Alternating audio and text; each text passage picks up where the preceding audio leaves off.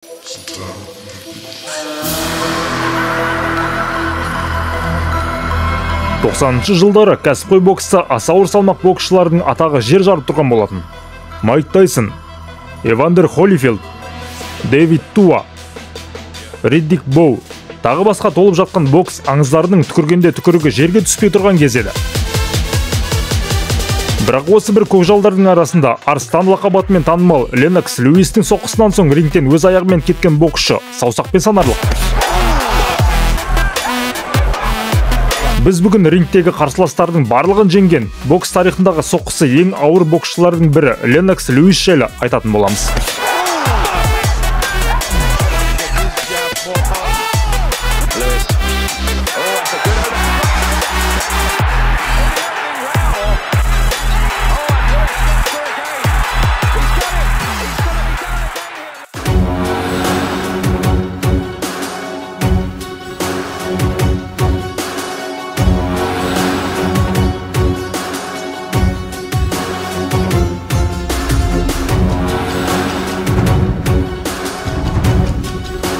Ассалаумағалейкум достар.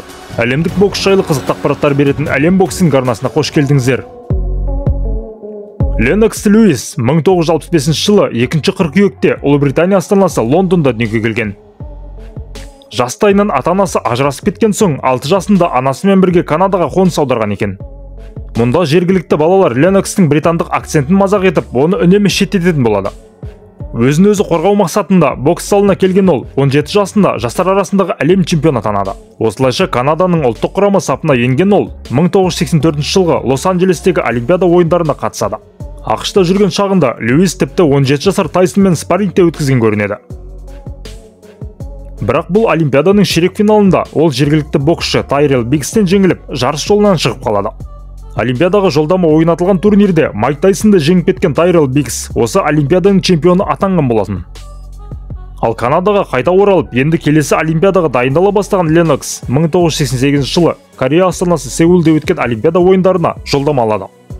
Бұл Олимпиадаға Куба боксшылары келмеген болатын. Сондықтан жұмысы азғана болсын жеңілдеген ол, финалға дейінгі қарсыластарының барлығын нокаутқа жіберіп, ақтық сында ақш-тың атынан келген Риддик Боумен кездеседі. Болашақта өте танымал кәсіпқойға айналатын Боу жекпе-жек барысында 2 тура соққы өткізіп алады.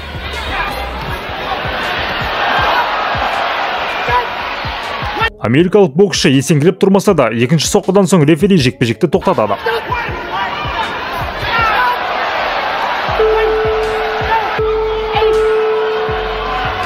Осылайша Леннокс Льюис Канаданың тарихында бокстан бірінші Олимпиада алтынын алған боксшы атанады. Қанша жыл Канаданың атынан өнер көрсетіп келгенмен, бәрібір туған жеріне бүйрегі бұрып тұрған Леннокс Олимпиададан соң бірден Англияға қоныс аударып, осы жерден кәсіпқой боксты бастайды. Жергілікті промоутермен келісімшартқа отырған ол 2 жылдың ішінде 15 жекпе-жек өткізіп, барлығын уақыттан бұрын аяқтайды.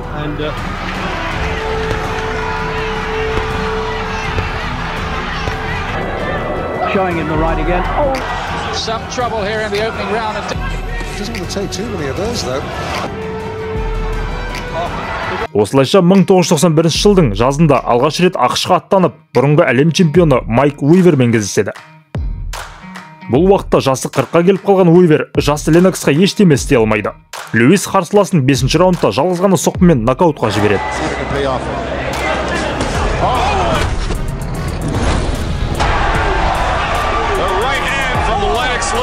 Осылайша Леннокс Льюис кейін өзін әлемге танымал ететін оң қолымен ақш-тағы кәсіпқой бокстың есігін жарып кіреді. Бұл уақытта Тайсон түрмеде отырған болатын, ал аса ауыр салмақтың барлық белдігі Эвандер Холлифилдтың қанжығасында еді. Белдікке апара жолды тазалай бастаған Льюис алдымен өзін алғашқы Олимпиадада жүлдеден қаққан Тайрел Биггсті 3 раундтың ішінде 3 рет құлатады.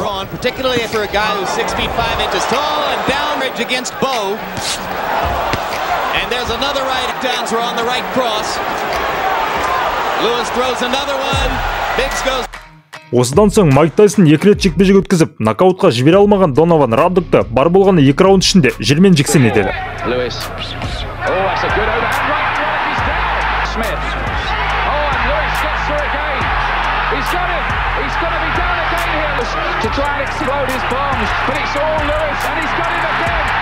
Бұл жекпе-жектегі жеңіс Ленноксты WBC белдігіне үміткер еткен еді.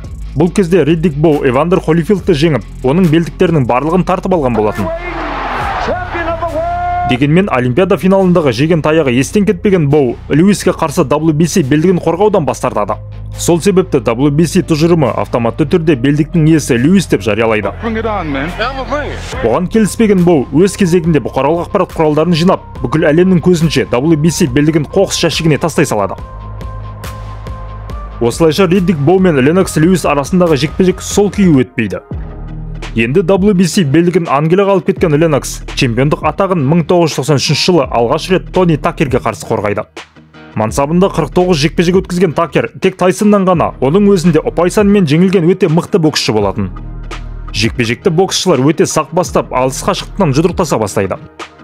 Дегенмен қарсыластың джеб соққысына оң қолмен қарымта соққы жасаған Леннокс Такерді 3-ші раундта нокдаунға түсіреді.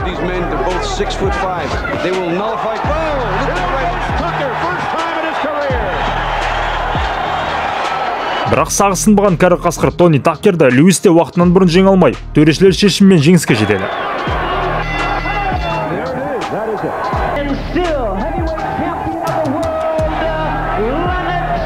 Сол жылдың соңында белдігін отандасы Фрэнк Бруноға қарсы қорғайды.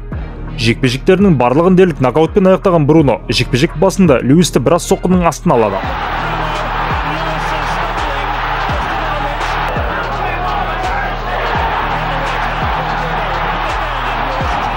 Дегенмен қашанда өз уақытын күтіп жүретін төзімді Леннокс жекпе-жек ортасында қарсыласын оң қолдың соққысына бір ұстаған соң ары қарай босатпайды.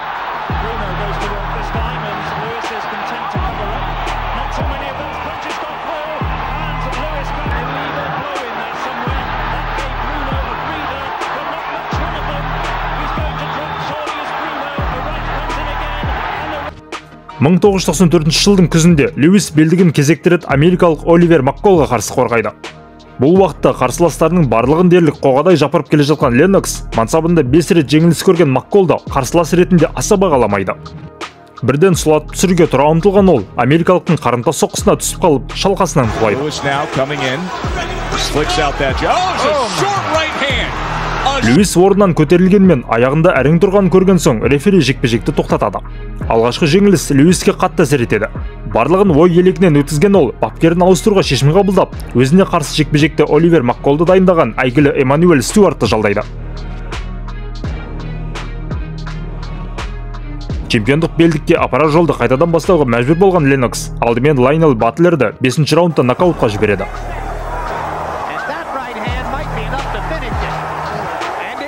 Осыдан соң 1995 жылдың күзінде америкалық Томми Моррисонмен кездеседі. Бұл кезде аса ауыр салмақтың чемпиондары 100 жылдан бері тек қара нәсілді боксшылар болып келе жатқан болатын. Америкада нәсілдік теңдік пайда болды дегенмен, бұл кезде барлығы Томми Моррисонды ақ адамдардың үміті деп жариялап, оның чемпион болуын миллиондаған жанкүйерлер күте бастайды. Бірақ жекпе-жек үстінде америкалық боксшы Льюис үшін тым оңай қарсылас екендігі белгілі болып қалады. Моррисонды қайта-қайта құлата берген Леннокс 6-ші раундта жекпе-жекті аяқтайды. Осыдан соң өте тартысты өткен жекпе-жекті Рэй Мерсерді ұпай санымен жеңеді.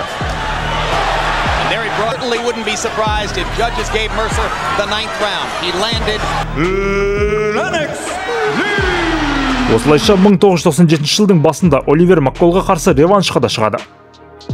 Әрі бұл жекпе-жектің жеңімпазы бос тұрған WBC белдігін иемденетін болады. Алғашында жекпе-жек өте сақ басталып, екі боксшы алыс қашықтықтан бір-бірін аңдай бастайды.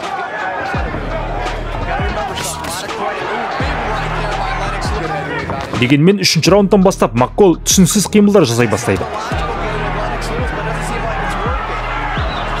Үзіліс кезінде өз бұрышына барудың орнына рингті айналып жүріп алған ол секунданттарының шақырғанына мүлде құлақ аспай қояды.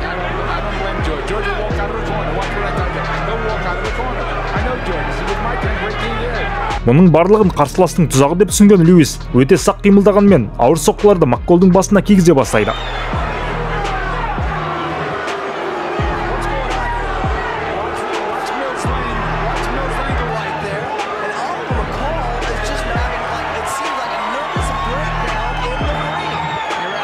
Үзіліс кезінде көңілі босап жылай бастаған оны көрген рефери Мил Слейннің жүйкесі шыдамай 5-ші раундта жекпе-жекті тоқтатады.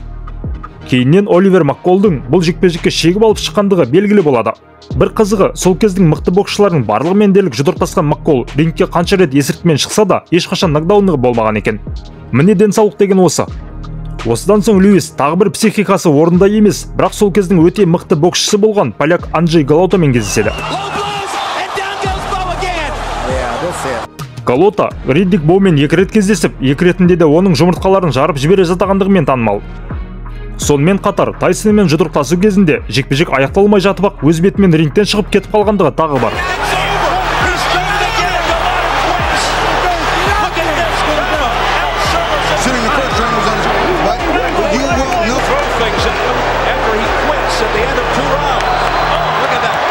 Мұндай жындымен рингте ұзақ қалғысы келмеген Льюис алғашқы раундта Галотаны бульдозер секілді сүріп өтіп кетеді.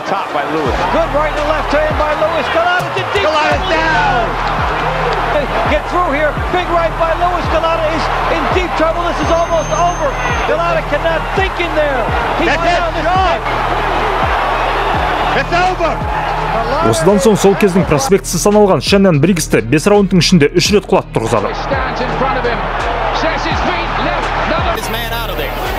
When you have an opponent like Briggs, be proud, you know, this guy has shown, hey, I'm just not. 1999 жылдың көктемінде WBC белдігінің иесі Леннокс Льюис пен WBA IBF белдіктерінің иесі Эвандер Холлифилд арасында абсолюттік чемпиондыққа талас өтеді. Холлифилд бұл кезде Тайсонмен 2 жекпе-жек өткізіп, бір құлағынан айырылған кезі болатын. Жекпе-жек бастала сала тізгін қолдан қолға өте бастайды. Холлифилдта еш қаймықпастан соққы алмасқанымен Льюистің соққылары ауыр да жойқын көрінеді.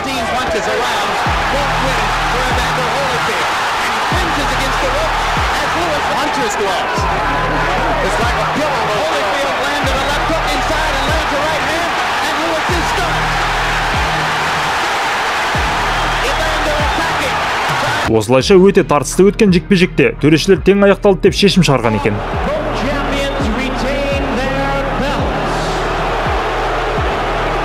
Сол жылдың күзінде-ақ боксшылар реванш өткізеді. Бұл жолы Льюистің жеңісіне ешкімнің күмәні жоқ болатын.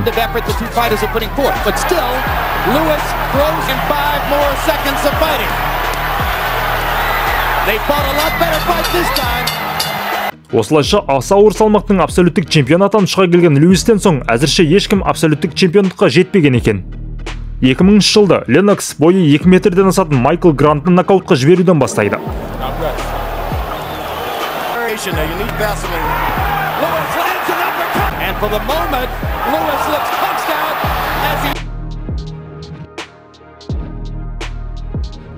Осыдан соң сол кезде Тайсоннан кем түспейтін нокаутер Дэвид Туамен кездесіп, оны ұпай санымен жеңіп шығады.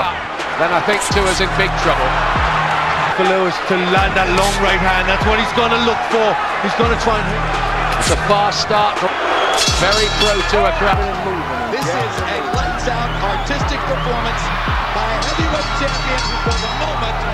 2001 жылдың көктемінде кезекті қарсылас Хасим Рахманмен кездеседі. Бұл кезде Льюис әйгілі Хищник фильміне түсіп жатқан болатын. Хасим Рахманды қарсылас көрмеген ол, жекпе-жекке 12 күн ғана қалғанда жаттығуды бастаған көрінеді. Осылайша бар болғаны 5-ші раундта шаршап қалған Ленноксты Рахман бір ғана соққымен жерге жалп еткізеді.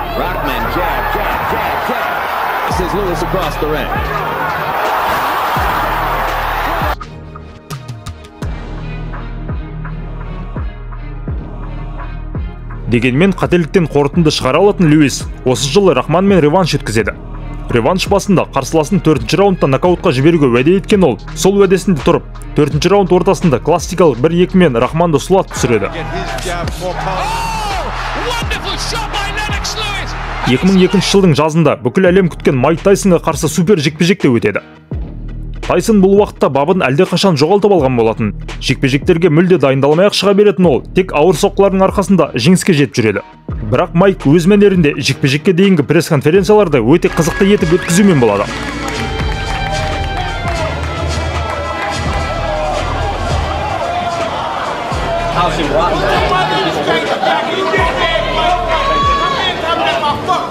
Жекпе-жек бастала сала Тайсон шаршамай тұрғанда қарсыласын сұлатып салуға ұмтыла бастайды.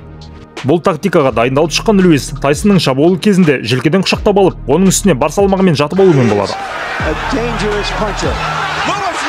Осылайша 8-ші раундта әбден шаршап қалған қарсыласын Льюис алдымен апперкот арқылы нокдаунға түсірсе, осыдан соң оң қолдың соққысымен нокаутқа да жібереді.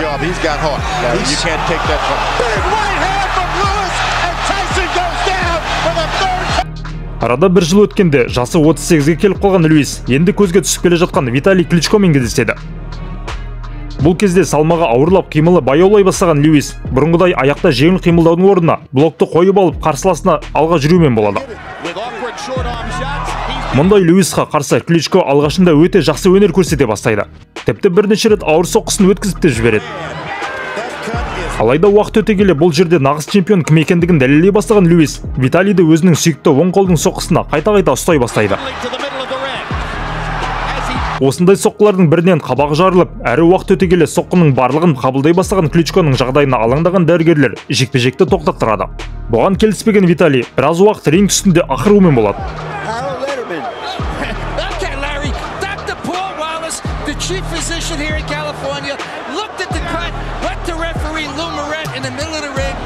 Осы жекпе-жектен соң Кличко ұзақ уақыт бойы Льюисті қуалап, реванш талап етумен болады. Бірақ бұл кезде жасы 40-қа таяп қалған Леннокс үшін бокстың қызығы кеткен болатын. Көп ұзамай ол мансабын аяқтайтындығын ресми түрде жариялайды.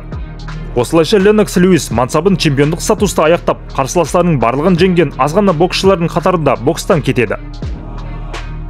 Льюис кеткен соң ауыр салмақтың алтын дәуірі аяқталды десек те болады. Одан кейін келген ағайынды Кличколар ұзақ уақыт бойы тақтан түспегенмен жанкүйерлердің жүрегін жаулай алмайды. Міне достар, 90-шы жылдардың ғана емес, бокс тарихындағы ең мықты боксшылардың бірі Леннокс Льюистің мансабы осылай өткен болатын. Видеоны соңына дейін тамашалағандарыңыз үшін алғыс білдіреміз. Ұнаса міндетті түрде лайк басып отырыңыздар. Сіздермен болған Әлем боксинг арнасы.